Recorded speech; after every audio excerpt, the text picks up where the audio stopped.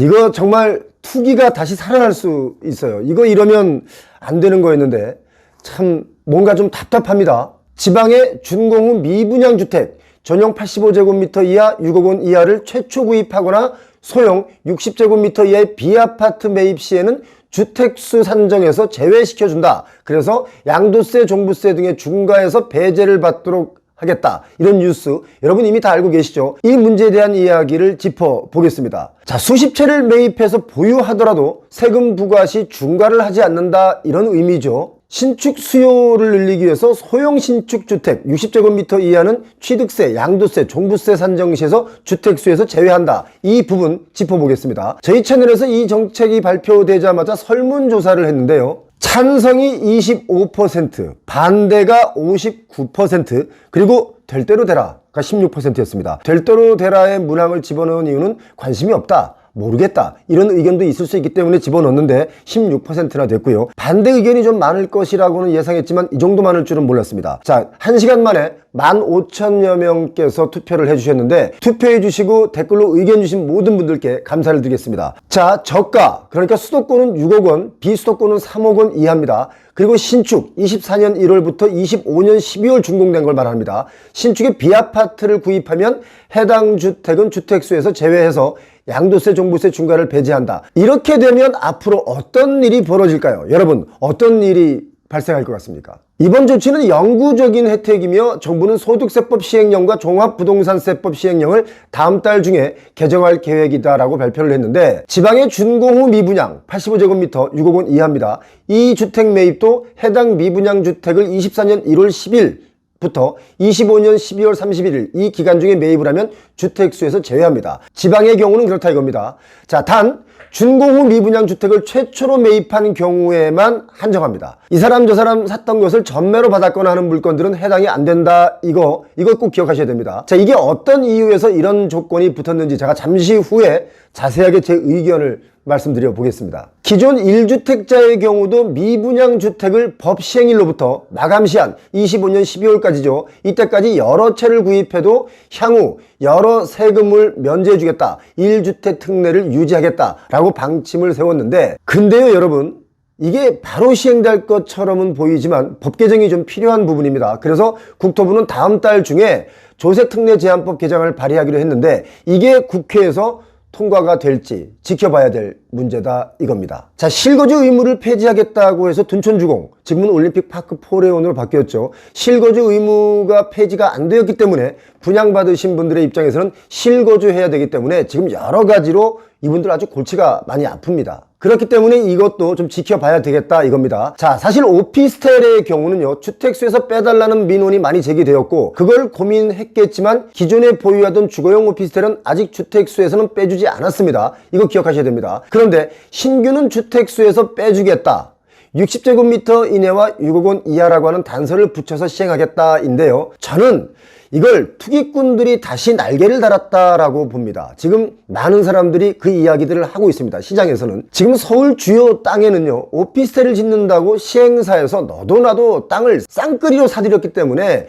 땅값이 엄청나게 뛰었습니다. 옆에 땅이 갑자기 비싸게 팔리니까 그 뒤에 땅, 또 그 뒤에 땅들마저도 엄청나게 뛰었습니다. 그래서 비싸게 주고 산 땅들의 오피스텔 같은 것을 지어서 분양을 하려고 보니까 최근에는 분양이 안 되는 겁니다. 한때는 아주 불티나게 팔렸습니다. 그러니까 땅을 비싸게 샀겠죠. 요즘엔 왜 분양이 안 될까요? 이게요 상상외로 비싼 데다가 그렇게 비쌀 바에는 차라리 아파트가 더 싸다 이렇게 느끼기 때문입니다. 정말 상상외로 비쌉니다. 땅값을 경쟁적으로 사들였다, 제가 방금 말씀드렸죠. 아주 과할이 많지 비싸게 샀기 때문에 분양가에 붙이게 됩니다. 그럼 분양가가 올라가겠죠. 건축비도 많이 올랐지 않습니까? 그러니까 비싸게 분양을 할 수밖에 없는 것인데 이걸 신규 분양물을 풀어준다, 규제를 풀어준다는 것은 무슨 뜻이겠습니까? 주거용 오피스텔을 주택수에서는 안 빼주고 신규 분양만 잘 되게 하려는 정책이 되어버렸다 이겁니다. 자, 신규니까 결국 지금 막 짓고 있는 시행사, 시공사 살리는 정책으로 방향을 잡았다 이렇게밖에 볼 수는 없는 겁니다. 시행사와 시공사는 살리고 소비자는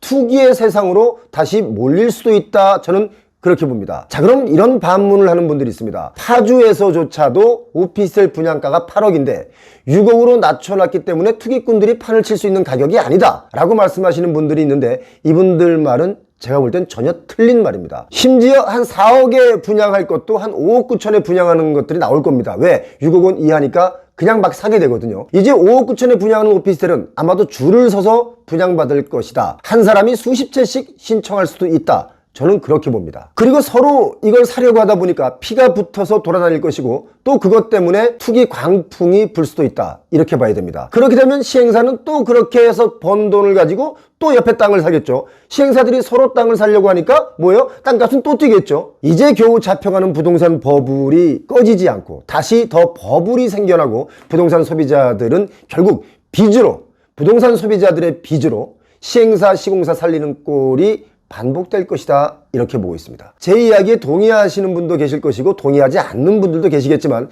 좀 지켜보면 금방 그 결과가 나올 겁니다. 자, 그리고 밀어줄 때 빨리 가자 라면서 좋아하는 분들이 많은 그 정책도 포함이 되어 있습니다. 바로 이건데요, 안전진단 없이 재건축 추진 가능하게 하겠다, 이겁니다. 사실 재건축을 추진할 때 이 안전진단 단계에서만 몇 년이 걸립니다. 안전진단 없이 재건축이 가능하게 하면 최소한 5, 6년 정도는 속도가 빨라지게 되겠죠. 재건축은요, 그동안 안전진단 하는데 한 3년, 정비계획 확정까지 가는데 또 한 3년, 조합 설립까지 또 한 3년, 이렇게 순탄하게 잘 가도 9년에서 10년이 최소 소비가 됩니다. 그런데 어디선가 한 군데가 삐거덕거리면서 순탄하지 않으면 이게 몇 년이 걸린다 라고 누구도 장담할 수 있는 일이 못 됩니다. 여러분 잘 아시죠? 자, 이걸 3년으로 단축할 수 있게 정책을 바꾼다, 이겁니다. 그렇기 때문에 정부에서 이거 밀어줄 때 빨리 진행하자, 이런 움직임이 확산될 조짐을 보이고 있습니다. 사실 우리나라 재건축, 재개발은 시간이 사실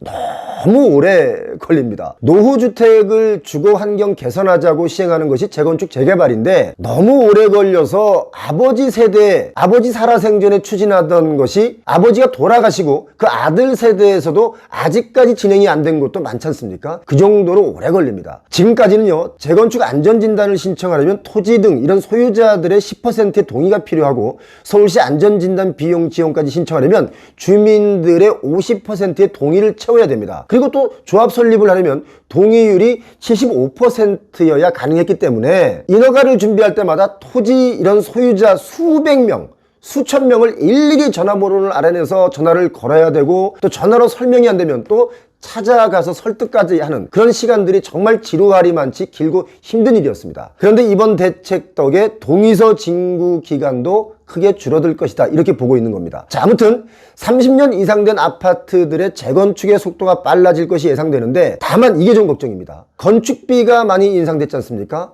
과연 지금 이 시즌에 재건축이 가능할까요? 강남도 재건축이 멈추는 곳이 많거든요. 왜냐면 분담금 때문에 그렇습니다. 요즘 재건축, 재개발 최대 걸림돌이 분담금이 많아서 또 사업성이 떨어지는 게, 이게 큰일이거든요. 저는 이게 염려되지만, 아무튼 일단 안전진단 없이 진행할 수 있다는 것은 비용, 시간, 이런 측면에서는 많은 분들이 좋아하는 것 같습니다. 서울에서는요, 30년 된 이상 된 아파트가 가장 많은 곳이 노원구입니다. 8만 가구가 조금 넘게 있고요. 강남구에만도 한 4만 가구가 조금 넘습니다. 이 정책이 발표되자마자 문의가 빗발치고 있습니다. 규제 제도를 지원의 제도로 바꾼다라는 의미가 있는데, 이런 것은 참 좋은 일이긴 합니다만, 신규 분양물에 한해서 세금 혜택을 주고 여러 채를 사라고 권하는 것은 가뜩이나 부동산 버블을 잡아야 할 정책 책임자들이 오히려 부동산 버블을 조장하는 것은 아닐까, 그런 염려마저 듭니다. 여러분의 의견 댓글로 달아주시고요. 의견이 나와 다르다고 폄하를 하거나 인신공격은 서로 하지 말아주시길 부탁드리겠습니다. 표영호TV의 구독자의 품격을 지켜달라는 말씀 드립니다. 아마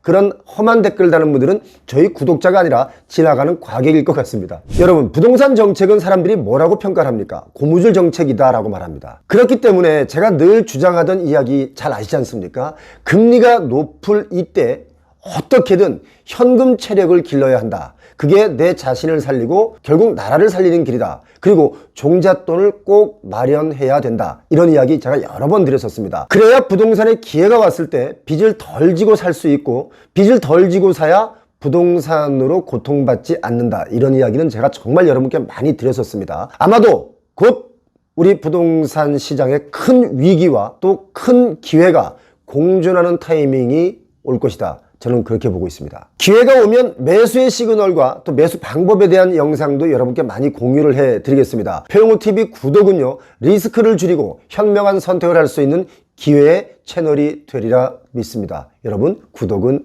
을입니다. 고맙습니다.